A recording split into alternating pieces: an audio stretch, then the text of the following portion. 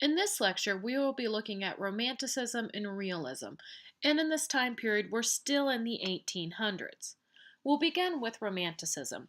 Romanticism was a reaction to the 18th century rationalism. Remember, we're just coming out of the neoclassical, which was again a revival of the ancient ideals of Greece and Rome. That we were looking at family values, we were looking at the ideas of value towards the country rather than free expression. What we're going to see with Romanticism is this is a reaction to that. Romanticism, based off some of the Kantian ideals from Immanuel Kant, and what Kant stated was that he said there is a knowable world of sense perceptions and an unknowable world of essence.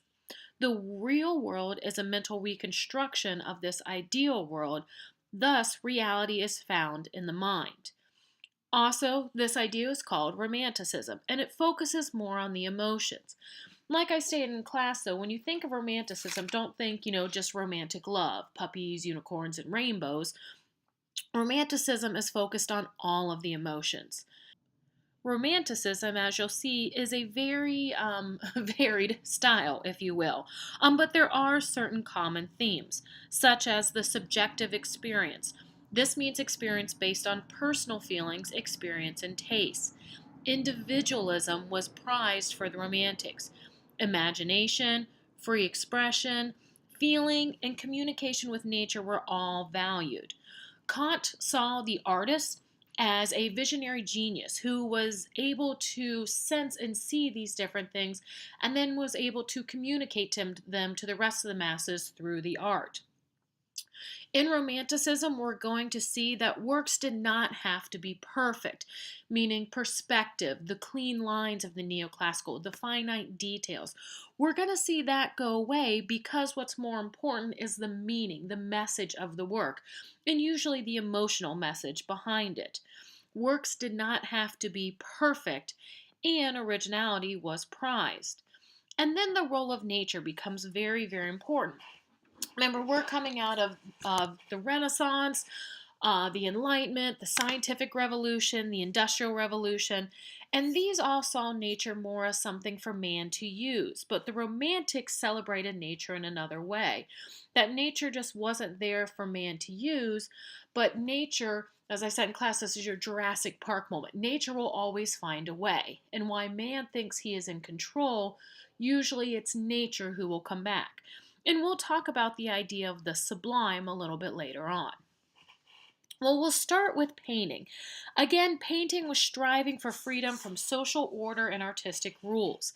Expressive content ruled over formal content. And you're going to see this. Works play with line and color to affect the viewer. And then in many works, we're going to see political and social commentary, such as in the work here. This is by Francisco de Goya. He was a Spanish painter, 1746 to 1828. In his earlier career, he was very successful. In fact, he was the court painter to Charles IV of Spain. However, in 1794, Goya suffered a serious illness, and because of this, he went completely deaf. After this point, his works take a radical change. They become much darker, and this reflects his outlook on life. Now, the first painting we're going to look at of his is in your book. This is the Execution of the Citizens of Madrid, May 3rd, 1808. It was painted in 1814, and it's an oil on canvas. What this depicts is an event that actually happened. On May 2nd, 1808, Napoleon's troops were outside the city of Madrid, Spain. And what happens is the citizens of Madrid actually fought against Napoleon's troops using guerrilla warfare. Well, what happened the next day was the French general retaliated by executing all the Spanish hostages. And this is the moment that we see here. We see there's three parts, right, on the ground. We see the dead. We see the citizens who are about to be shot, the dying, and then the people standing in line knowing what their fate is going to be. This work captures the emotional character of it. If we look at it, things such as the lighting is unrealistic. The light source seems to be from the box lantern on the ground.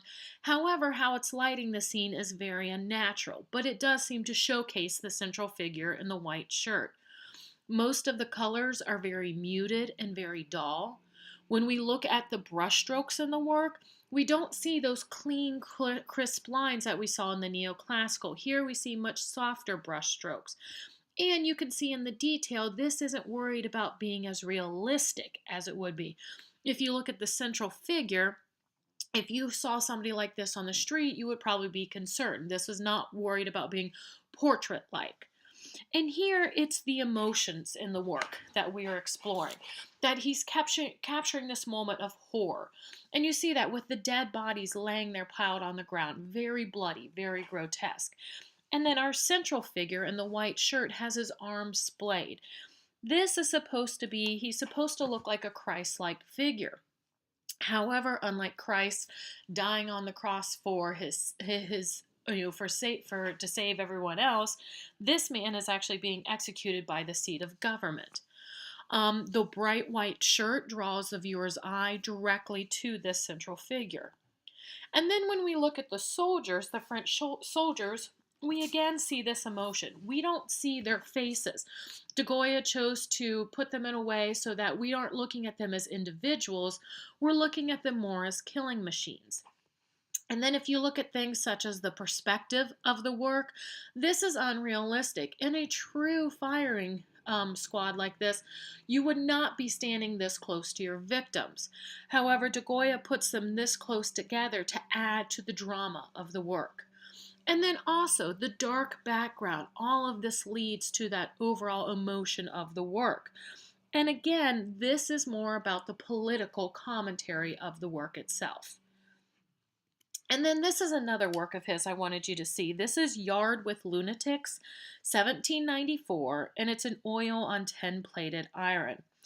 Again, after De Goya went deaf, he was very concerned about being looked at as insane. And you have to remember at this time, pretty much any form of what we would consider today some sort of a handicap would be enough to get you placed in an insane asylum, even deafness. And so for the rest of his life, De Goya was always afraid that he was going to be looked at as insane and would be put into one of these places. So here he is showing an image from within inside the walls of the insane asylum. Here you can see it's very dark again. Not realistic in its brushwork and the details, but the point is to have you see this almost hopelessness. The only bright light we have is coming from outside or above the walls, meaning maybe the only hope is once you get out of here, whether you get out of here through going over the wall or eventually leading up to heaven. The figure on the bottom right is very key to this work because it shows this isolationness. And many scholars say that this is De Goya's vision of loneliness.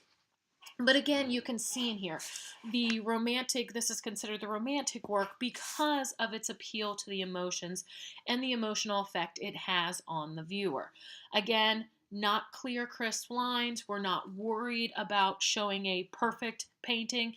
It's more important about what the painting is trying to say.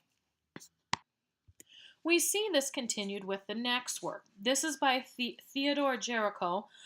He was a French painter, 1791 to 1824. And he would usually paint subjects that affected himself emotionally. Now, this painting, we'll talk about it, it actually also has a political message. This is Raft of Medusa, 1818 to 1819, and it is an oil on canvas. It is a very, very large work. It is actually 16 feet 1 inch by 23.5 feet, and it's located in the Louvre in Paris. Now, within this painting, we talked a lot about it in class. We talked about, if we were looking at it formally, that there is a lot going on in this work. If we follow on the left-hand sides, the line that the rope makes all the way up to the top of the mast, then back down and across, we form a triangle. And mostly what we see in that triangle are the dead, the dying, and the hopeless. Then we have a second triangle on the right-hand side.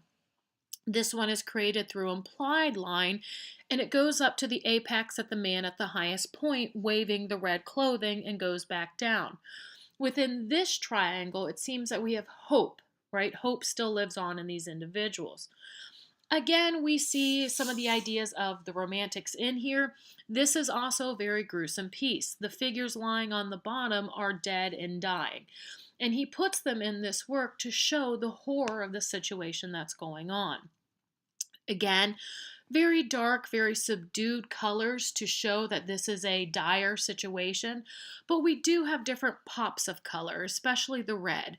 The first we see in the man sitting down in the left foreground, and here he is holding on to one of the dead bodies, yet he's not even paying attention to what anybody else is doing.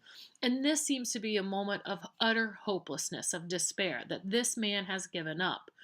Yet another point of red is in the other pyramid. All the way up at the top, we see the man waving the red cloth, trying to get the attention of something.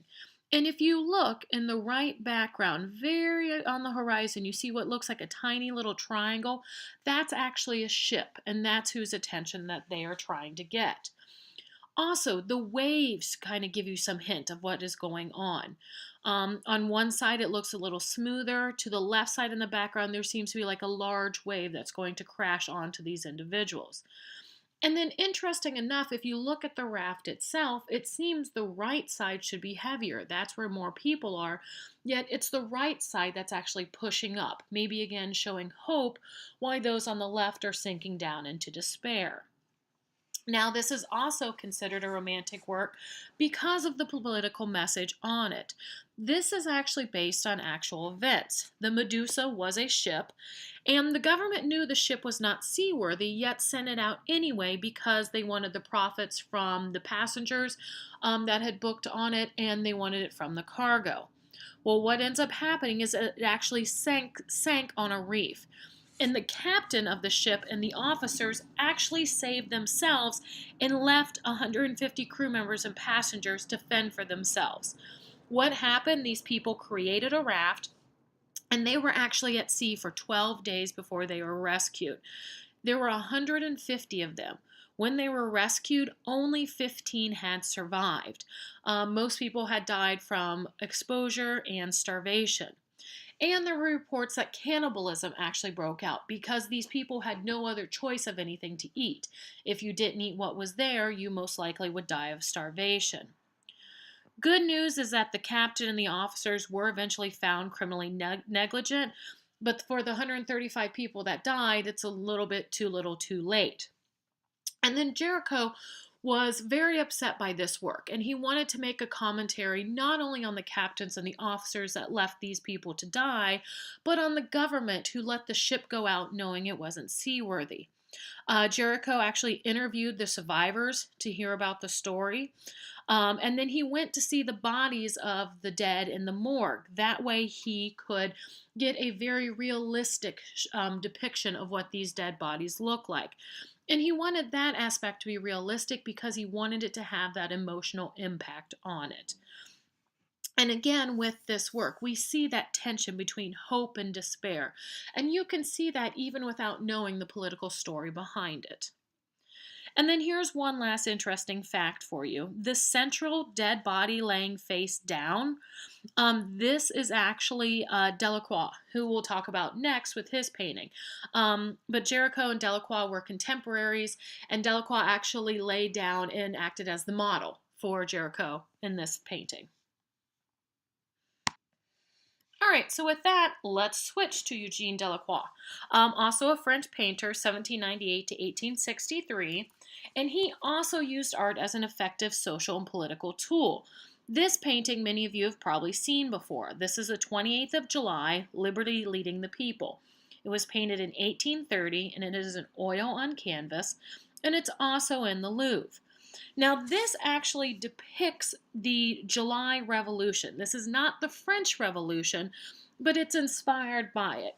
What happened was, in France, after Napoleon's defeat, France actually restored the monarchy, and Charles X was king. Charles X was actually the brother of Louis XVI, the king who had been beheaded in the French Revolution. However, even with Charles X as king, there was still social unrest, especially in the lower classes. So on July 28, 1830, violent protests actually break out in Paris. Charles is removed from the throne, and Louis Philippe, the king's cousin, is named the new king. Again, this is called the July Monarchy. And in this painting, Delacroix was trying to capture the spirit. Why? Here we see different cross sections of society that took up in the uprising. Central, we have the figure of Lady Liberty. And here, the cap she is wearing, that harkens back to the French Revolution. She's carrying the French flag, and she is actually bare-breasted. And as we talked about in class, when you have a woman bare-breasted, such as here, it's supposed to show that emotional, right? In the Iliad, there's a moment where Hector is about to be killed by Achilles, and Hector's mother, Hecuba, is trying to get him to come within the castle, or I'm sorry, the town gates for protection. And she implores him, she bares her breast. Basically, it means it's a woman almost as honest as you can get. And here we see Liberty leading the people. We also see this cross-section of society. If you look down to the right side of the painting from Liberty, that we see a young street urchin, a youth of the street. And he is there helping. To the left, we see a bourgeoisie gentleman. You can see him in the top hat. We can see different poorer people, middle and lower classes, all trying to come together to fight for social equality. And look at what they're standing on. This is supposed to be a barricade, as you would see in the rebellions of the time, but we also see the dead people laying on the ground, not just soldiers, but the everyday citizens. Almost meaning that these people, right, who are fighting for their liberty, literally stand on the work of the others that others have done. Interestingly enough, though, this was not well accepted by society. It was critiqued as being anti-monarchy and against the king. Now, Delacroix was not trying to be against Louis Philippe, he was against Charles X. However, many people thought this was anti-monarchy in itself, and the work was actually kind of put away for a long time and didn't hold a place of reverence as it is today. Also interesting enough was this was actually the inspirational piece for the Statue of Liberty. All right, moving on, this is another work, and this is another French artist, Jean-Auguste Dominique Ingres. And with this work, it's very interesting. It's considered a romantic painting, but it's really not. This is Grand Odalisca, or Harlem Girl. Harem Girl. It's an oil on canvas, 1814. Now, your book talks about it as both neoclassical and romantic, yet it also has some hints of mannerism within it. The reason why it's seen as romantic is because of the subject matter. Odalisca means harem worker in Turkish. A harem worker basically is a sexual worker. And so this appeals to the emotion and the individualism of Romanticism. Yet look at the composition itself. Those very clean lines, the very cool colors of neoclassical seem to be within this work. And though, look at her back, how long her spine is and her hips. We have these very odd proportions. We can even see this in her legs. This seems almost more reflective of mannerism. If you compare it in your textbook, you see Delacroix's Odalisca, it's on page 195. That one is definitely a much more romantic work compared to this one. However, I put this one in here just because it's so interesting and that you can see this great variety of the works. All right, next let's move to John Constable. He was an English painter, 1776 to 1837. And here we're going to start seeing more of the role of nature. What Constable would do, this painting is called the Hay Wain, which means a hay wagon, 1821. It's an oil on canvas. And what he would do is he would celebrate just everyday life, and he would celebrate rural life.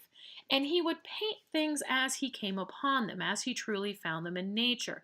And that's what you see here. This is actually an event that happened in the property next to Constable's. What we see a hay wagon that's trying to cross this waterway, and it gets mired in the mud.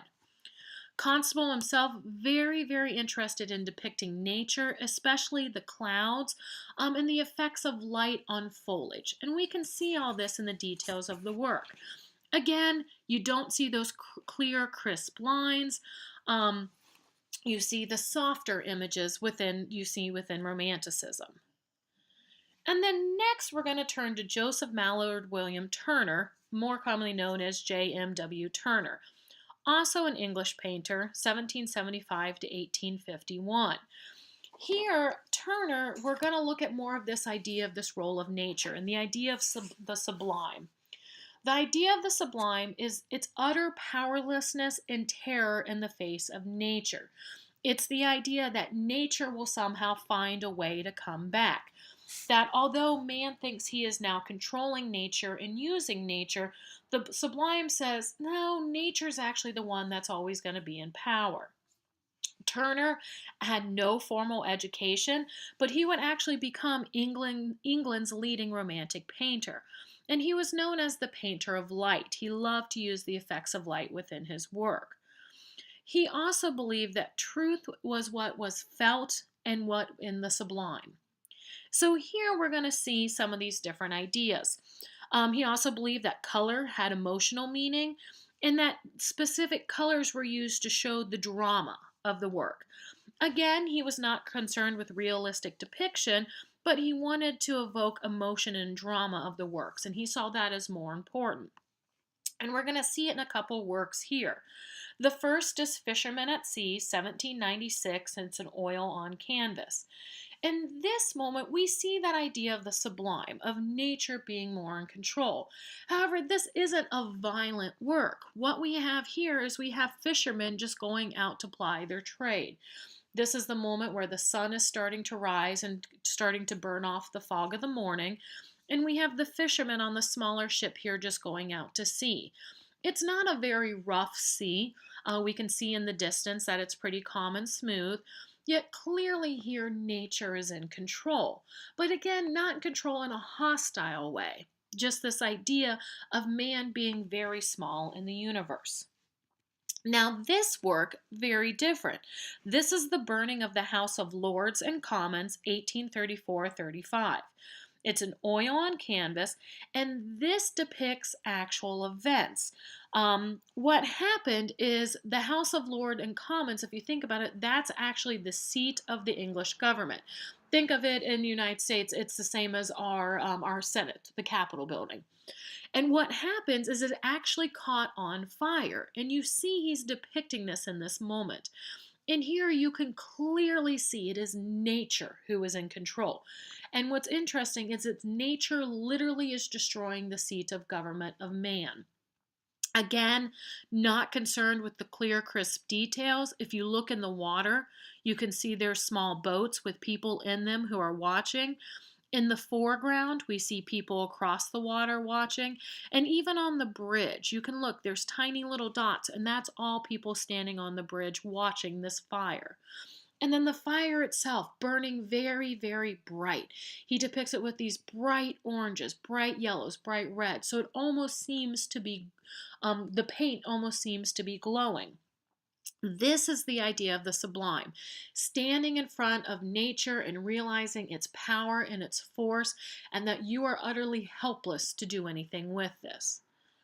And then we see this continued in the work here. This is in your book. This is slavers throwing overboard the dead and dying typhoon approaching. However, it's commonly known as the slave ship, and you can refer to it by that title. 1840, it's an oil on canvas, and this is actually in the Museum of Fine Arts in Boston. Here, again, we see this idea of the sublime, that nature itself is in control, but this is also making a political and social commentary. And he's also talking about the nature of man. Because what is the moment that has happened here? This is a slave ship approaching England. And what happens is if slaves die on the way over, their bodies are just thrown in the water, and the owner they're insured, so he can get insurance money for them. Yet if the slaves are sick when they come to port, they still have to try to sell them. Well, you probably won't get much money for a sick slave. So, what is he showing in this moment? He's showing the moment where the slave ship, the captain of the slave ship, has decided he'll get better returns if he just claims all these people who were sick died. And so that's the moment we have here, that the 6 slaves have been thrown into the water to perish.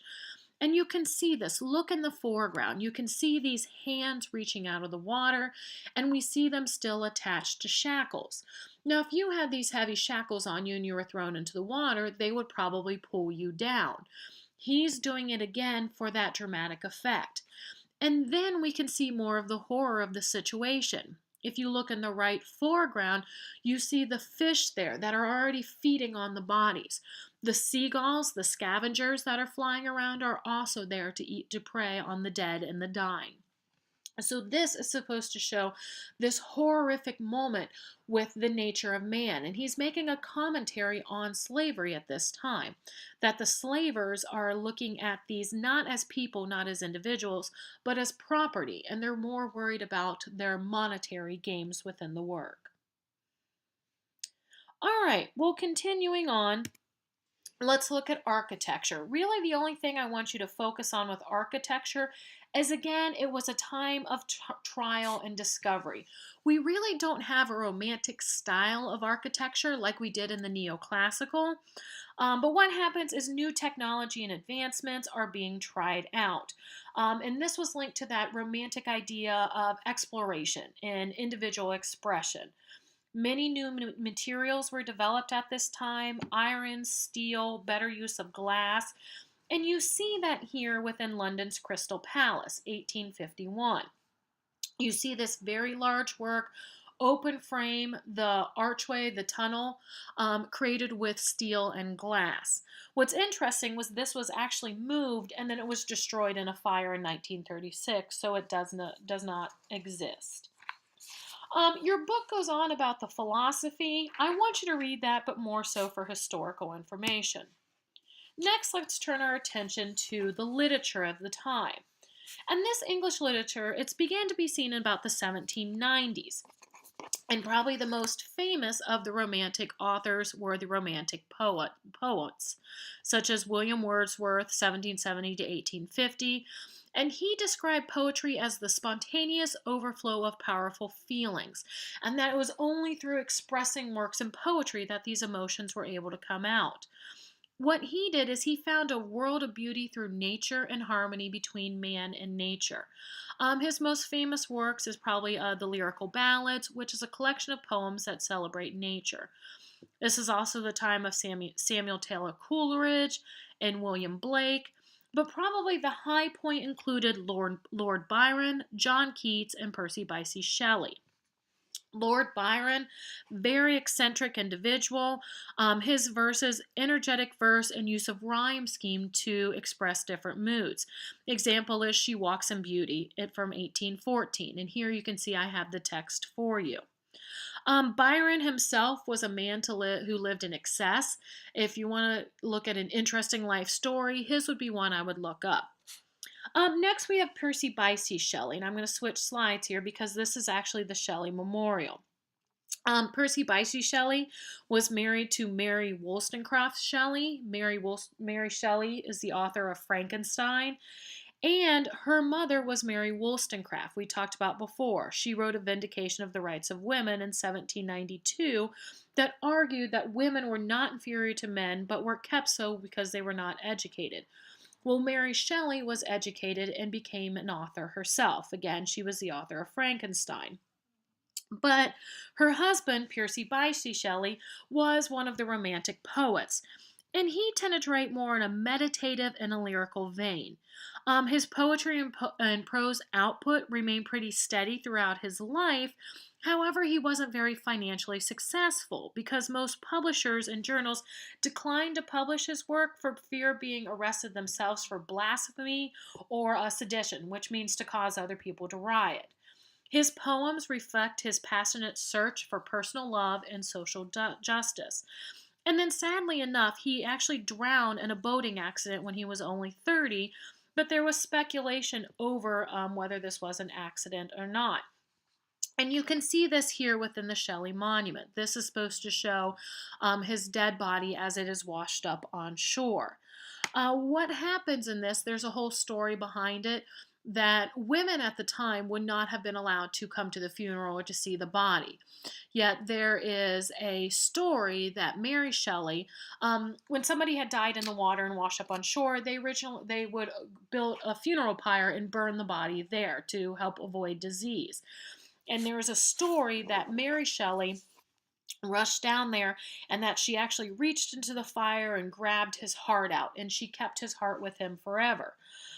Interestingly enough, this was all rumor and speculation, but it's said that when Mary Shelley's daughter-in-law finally passed away, Mary Shelley passed away, the daughter-in-law finally passed away, it's rumored that there was an envelope found in her possession that was full of ashes, and supposedly that was Shelley's heart.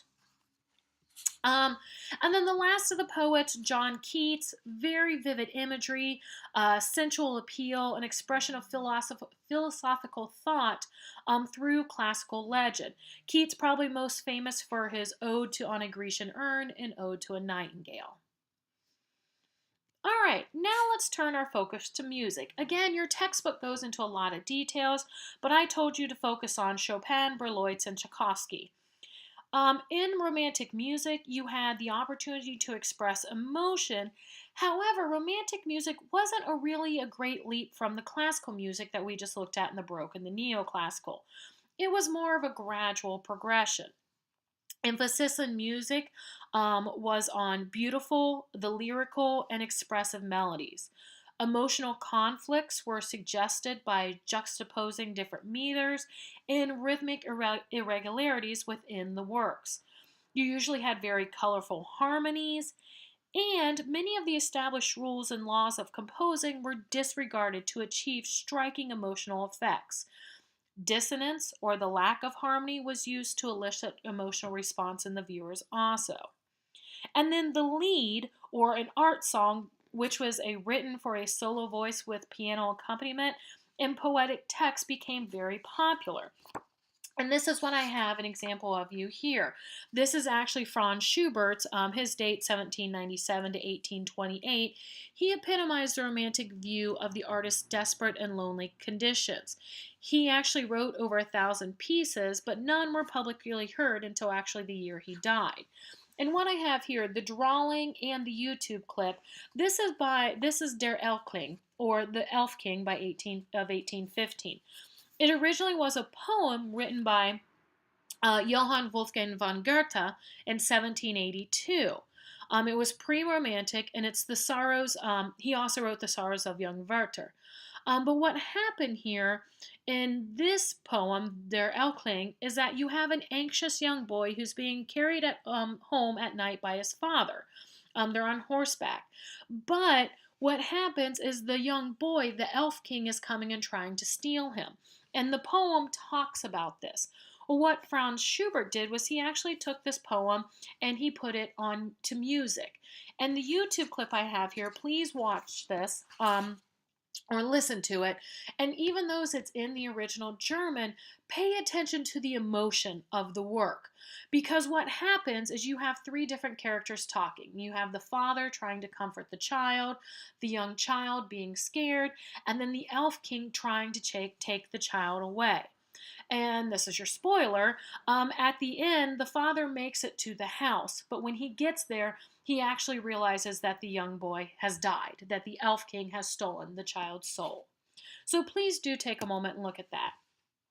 The next works that I have up here are the three artists I told you to focus on. The first is Frédéric Chopin, 1810 to 1849.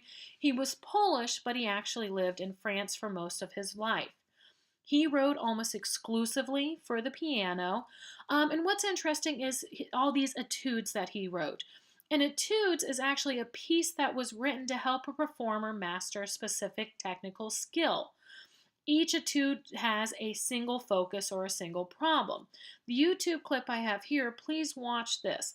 This is revolutionary. This is Etude C minor, op 10. And what the skill that you are trying to develop in this, most people are right-handed, meaning they're right-hand dominant. So if you are playing the piano, your right hand was usually your dominant hand. What this etude is doing is it's actually helping you develop speed and strength in your left hand. So as you watch this video, watch how often she has to use her left hand and how that becomes the dominating force. Next is Berlioz. With Berlioz, this is what's called program music, and this was music that was developed around a non-musical idea. And what I have for you here is part of the Symphonie Fantastique, which was written in 1830. So the story behind this is that it was written about a hero, but he's actually poisoned himself because of unrequited love, that he loves someone but she doesn't love him back, so he tries to kill himself. But the poison doesn't kill him, but it causes him to have varied visions or hallucinations. These include a ball, a pastoral scene. There's a dream where he actually kills his beloved and is caught and he's sent to the scaffold and executed. And then the final is a witch's Sabbath. Here again, please play the YouTube clip and you can hear a moment and think about the imagery that comes to your mind. After you look at this, or listen to this, it'll be interesting to see which section you actually think it is from. If you want to know, you can ask me in class. And then finally, we're going to look at Tchaikovsky. Tchaikovsky was a Russian composer. And here we're going to see more of a trend in the rise of the folk song or the song of the common people. Tchaikovsky's dates are 1840 to 1893, and he's very famous for the 1812 Overture and then the Nutcracker Ballet. Here again, you can play the piece. This is from the 1812 Overture, and again, it's supposed to have that dramatic sense of the romanticism within the work, especially when the cannons come into play. He meant for real cannons to be in the performance, so you can imagine how shocking this would be to the audience. All right, and then finally we're going to conclude Romanticism with a section that's actually not covered in your book, but I find it very, very important for Romanticism. And this is ballet. Ballet, what we consider classical ballet, was developed in the Romantic time of the Romanticisms. The idea behind this, again, was beauty was truth, and the dance comprised visual stimulation to show the beautiful forms and graceful attitudes. Dancing was seen almost like a living painting or a sculpture, and it focuses on the physical pleasure and feminine beauty. And this idea shows how the central role of the romantic ballet belonged to the ballerina. The ballerina, very light, very delicate. Romantic ballet, classical ballet, is performed on point, which means on your toes. Usually this would take at least 2 to 3 years of training before you could really ever fully dance on point. And ballet itself seems very light, very fluid, very graceful, but it's actually very, very hard. It requires control over all parts of the body, and it's very precise. This is why today many of your athletes take ballet. Often boxers take ballet, and even football players, especially your receivers. Why? Because it teaches you to be able to control all aspects of your body. Again, the focus was on the central ballerina, that ballerinas are lightly poised, they're costumed in soft tulle, moving on point, and they're supposed to show grace and elegance. And the finest example of that is in the ballet called La Sylphide of 1832. Now, this was the most famous of the Romantic ballets. What happens in this, the ballet would tell a story, yet it would do it through the music and the dance. In ballet, we don't have spoken word. And so here, please, the first clip that I show you is from La Sylphide. And I want you to focus on the central ballerina, how she's light and delicate, yet the work seems to be very easy, very graceful, and in fact, it's very technical and very difficult to do. Romantic ballets sought magic and escapism as their subject matter. We see that in the La Sylphide. Swan Lake was actually first produced in 1877 by the Moscow Ballet. And again, in that you see all of these romantic ideals. And then the second clip I have is shows you just some of the skill. And this popularized in Swan Lake the fouetté, or the whipping turn, that is still popular to this day. And this second short clip is actually just from Swan Lake, and it's the Black Swan. And you can see the continued fouettés within the dance. All right, now we're going to shift our focus to realism. Realism, again, mid-19th century, so we're still in the 1800s. And realism, unlike Romanticism, tried to show the world in a non-idealized way. They wanted to show the world as it really was, in brute reality. And the focus of realism is to tell the truth. And now we're going to see here, we're going to see a focus on the lives of ordinary people, especially the working classes. And this is something that's going to continue into our next artistic style, Impressionism, that we'll cover in the next lecture. First, let's focus on painting.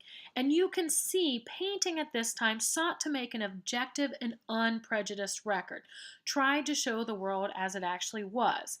And you see this in the work here. This is by Rosa Bonheur, a French painter, 1822 to 1899. And she painted the working class. But what's very interesting about her is she actually studied zoology, a topic that would have been seen as completely unacceptable for a woman. She would study the anatomy of animals. She would go to slaughterhouses in Paris so she could see the inner workings. And she would look at live animals at horse fairs. Again, these are places a woman would not be accepted. So what she did is she actually dressed as a man. And she said she did this because she was able to move in a world from which she would otherwise been excluded. You can see here she usually painted directly from nature, an idea that wasn't well executed at the time. Not well executed, it wasn't very popular. And this means literally she would take her canvas out and paint nature. Usually what would happen is your artist would go out, make studies, make sketches, then go back in the studio and create the works off of the sketches and off of models. But Bonheur would actually take her easel out, set up, and paint out in nature. And you can see in this work how realistic it is. In class, we talked about that at first. Some people actually thought this was a photograph, but it's not, right? This is a painting. And this is Plowing in the Neveries, or The Dressing of the Vines, 1849, and it's an oil on canvas.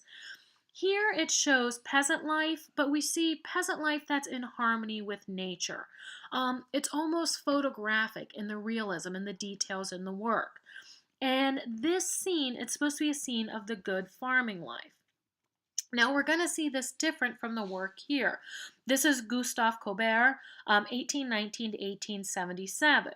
Now he had a different take on the same subject, the working people. Your book shows his work, A Burial of Ornaz, 1849, oil on canvas, but I'd rather you focus on this painting. This is the Stonebreakers, also 1849, in an oil on canvas. Sadly, this work was destroyed during World War II, so everything that we have is a simulacrum, meaning it's a copy of a copy. That's why some of the details in this are a little fuzzier. It's not the greatest image. But what he was trying to do was, again, he was trying to show the working people. And he claimed what he wanted to do is that he refused to idealize working life. That working life for most people was very hard and very harsh. And he claimed he painted the realities of life experienced by peasant farmers. And here in the Stonebreakers, we see the men as he found him. These men's job is to literally break apart large stones. So we see the man on the left carrying a basket full of stones, and the man on the right is breaking them up with his hammer into smaller, more manageable pieces. In this, you can see the man even on the right kneeling in on the ground, his right foot kind of a little at an odd angle, so he's probably not very secure in where he's sitting, which makes the work even harder. Now, this is what we call social realists or social realism. And the idea behind it was to draw attention to the everyday conditions of the working classes and the poor. This was often a critique of the conditions that kept these individuals in their economic positions in society, meaning unable to get out of them. We see this, Grant Wood's American Gothic is another example of this social realism. But again, in this work, Colbert is trying to show life as it actually is, the harsh realities of it. Now, the next work that we're going to switch to, this is Edouard Manet. Manet, not Monet, which we will see next time.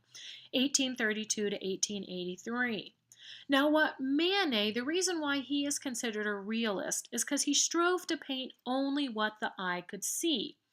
Yet, he believed that painting allowed this to be seen in a way that was different from photography, that the painting reflects his own impressions. And again, we're going to see this as a precursor to Impressionism. He found romantic themes to be very superficial. In his work, he liked to use harmonious colors, subjects from everyday life in actual light and weather, not idealized. Again, that's why he's seen as more realistic. In his work, so you see strong, quick brushstrokes that remain visible. Again, this will be influential in Impressionism. What he wanted to do is he said he wanted to speak with a new voice, and you're going to see within his works are actually a little more flattened. The image that we see here is Luncheon on the Grass, or it's more commonly known as The Picnic, 1863, and it's an oil on canvas. Now, when this was first put on display, it shocked the public. Why? Because it looked like an immoral naked frock in a public Parisian park.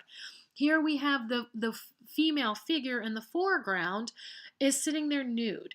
And this isn't as in a classical nude, but she's even actually making eye contact with the viewer. So we're looking at her as an individual, not as an object. What was interesting at this work, though, very shocking, and people were appalled by it. However, he was not trying to be shocking within the work. He was actually playing with two different classical works. So Raphael had painted a scene, The Judgment of Paris, and then what happens, Marcantiano, another artist, took Raphael's painting and then created a print of it.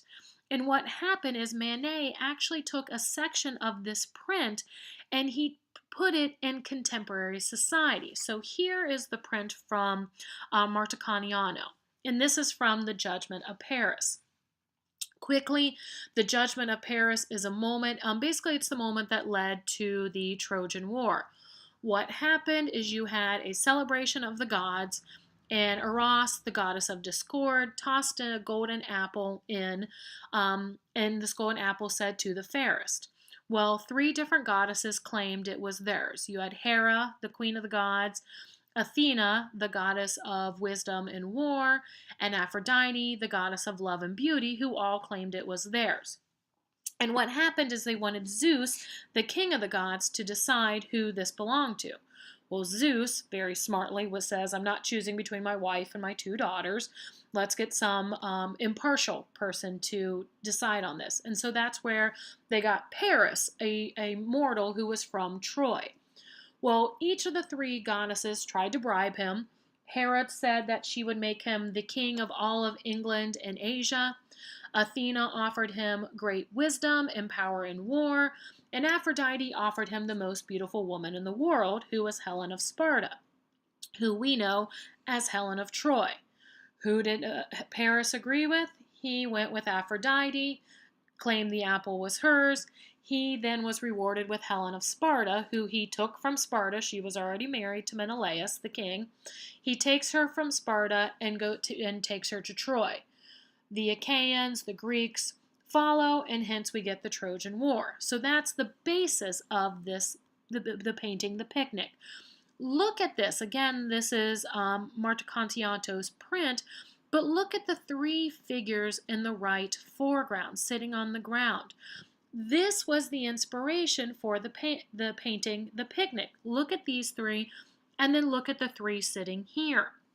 Again, he was trying to be academic in the painting, but the audience didn't understand this. And then there's also another small nod to a Renaissance work. If you look at the man on the right's hand as it's reaching out, this actually plays up Michelangelo's The Creation of Adam for the Sistine Chapel ceiling. Again, this was not taken from actual events. He staged it, he used models, and again, it had that academic background. The public just did not really see it. They still deemed it was too shocking and they did not like it. All right, next we're going to look at Winslow Homer. Winslow Homer is an American artist, 1836 to 1910, and he became very famous. American realism was very heavily influenced by the Civil War of the time. And Homer became popular because he would illustrate camp life, and usually he would avoid the battlefield, showing the more gruesome scenes. And what we would see is photography did that sort of in a way, with photography such as the works of Matthew Brady. We'll talk about that in a moment. This painting is Prisoners from the Front, 1866, and it is an oil on canvas. And here what we see is see three Confederate soldiers actually surrendering to a Union officer.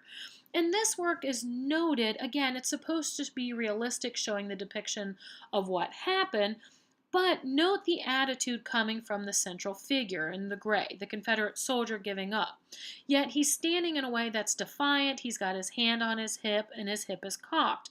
And so what you're seeing within this work, one of the reasons why it was so popular, is that it reflects the nation of a time, that we have a nation that is at odds with itself.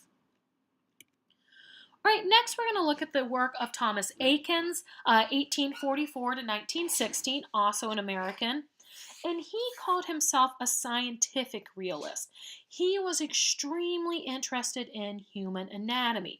In fact, he even took classes at a local medical school so he could learn more about the human body. He preferred the study of nature, and we see this in here. This is called The Swimming Hole, 1883 to 1885, and it's an oil on canvas. Now, this is not a scene from nature. He actually created the composition from a series of different sketches. One of his favorite subjects was young nude men. Now, many scholars have talked about the homoerotic nature in many of his works, and these are often a topic for, this is often a subject that's covered in queer art theory courses. But what we're going to focus on is more of the realism of the moment. And Eakins wanted to show the body as accurately as possible. And so he would have study upon study upon study.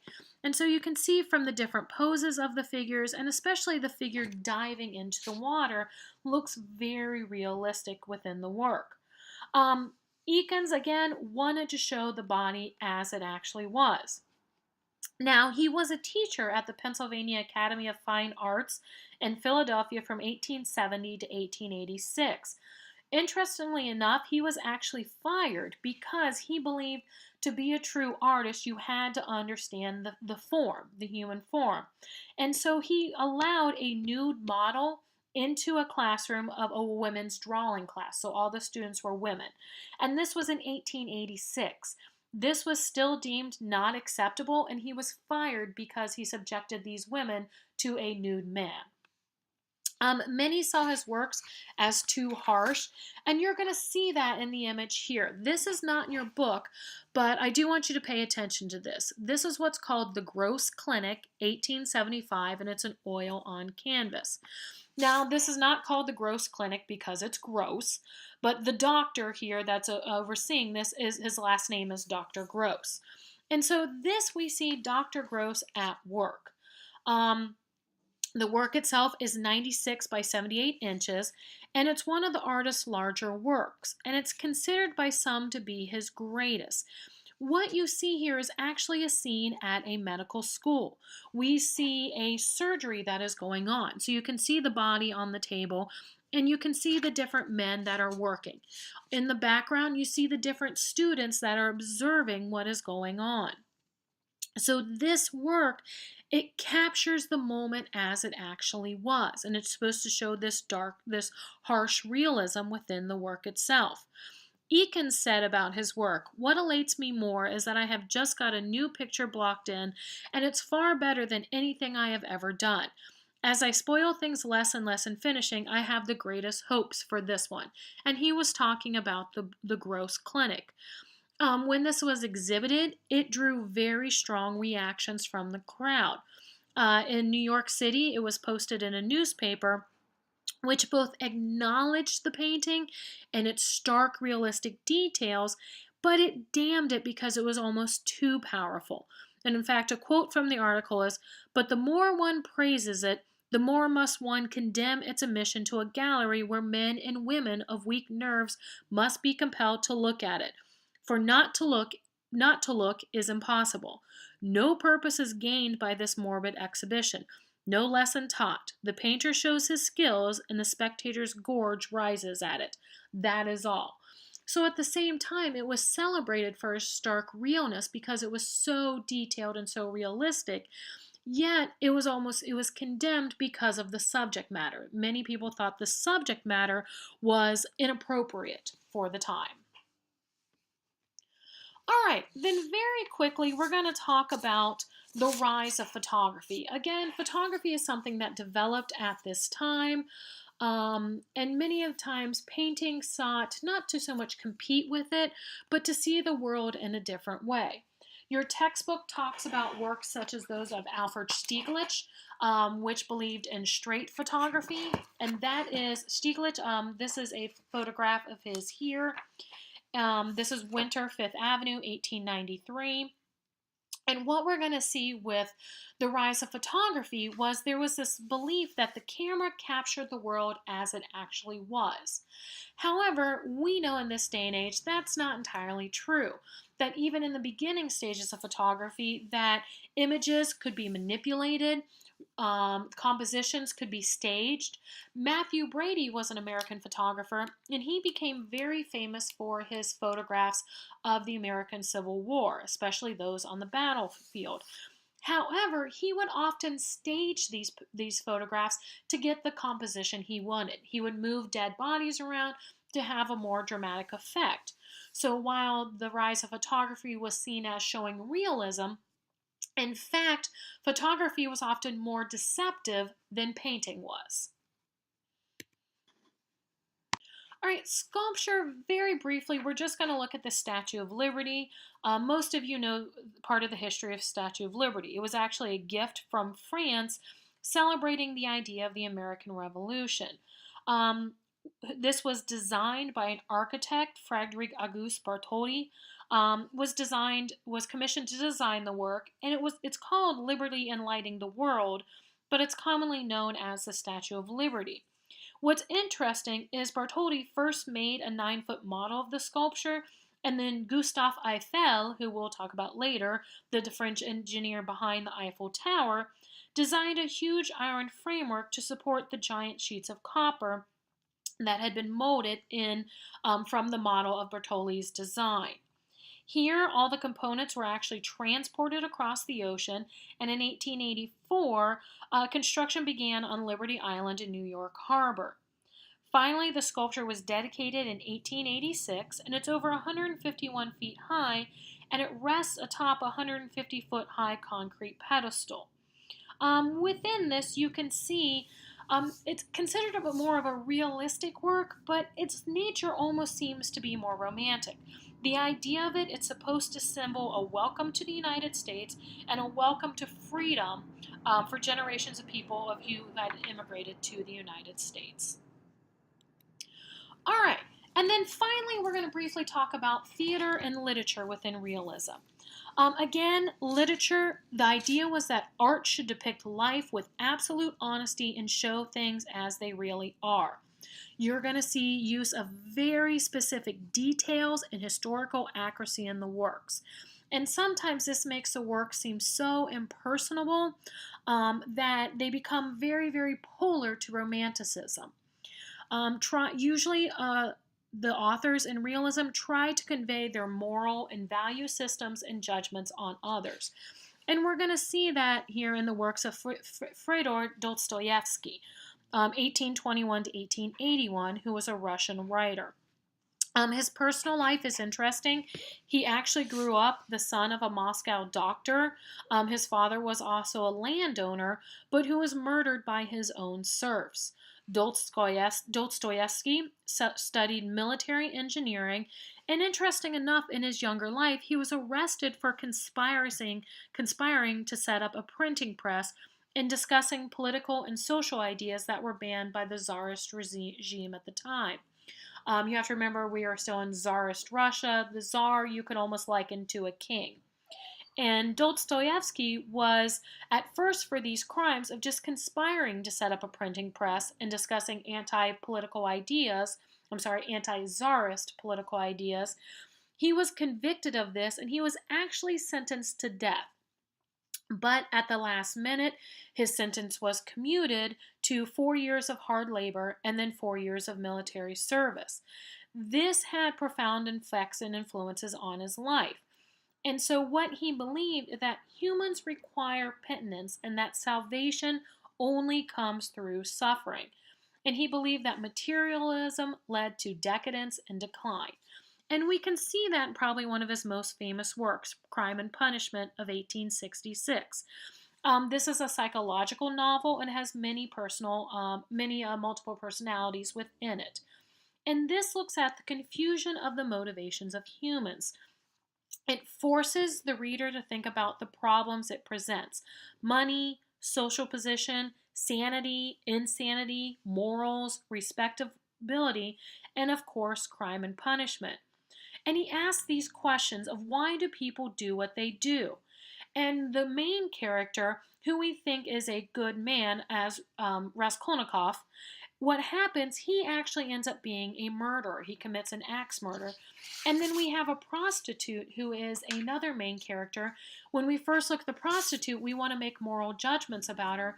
However, she's doing what she's doing to help other people out.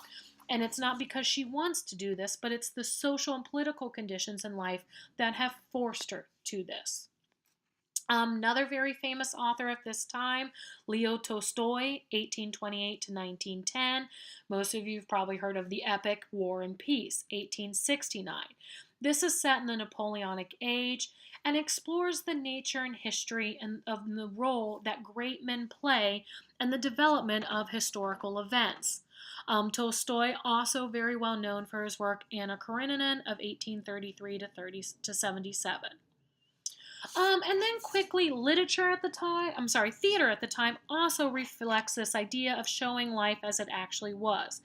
Anton Chekhov, 1860 to 1904, he was Russian. He was considered the founder of modern realism. Why? His plays were about daily life and it had very accurate representations of the frustration and usually the depressing nature of existence. And we see that within Uncle Vanya of 1897. And basically, it's just looking at aimlessness and hopelessness. The Irish playwright George Bernard Shaw, we also see this in his work. However, his works were a little more uplifting than Chekhov's were. Shaw believed he was more of a humanitarian. He believed that people he had faith in their potential for goodness. Usually his plays dealt with the unexpected, and he was opposed to the idea of art for art's sake, that art should not just be beautiful, but he believed that art should have some purpose and some message. And his plays usually carried some sort of social message, and he believed they were more effective than the political writings of the time. So that's briefly looking at nature or at literature and theater. Again, remember with realism, depicting the world as it actually is. That concludes our lecture. I'm sorry it's a little long one again, but if you have any questions, please let me know.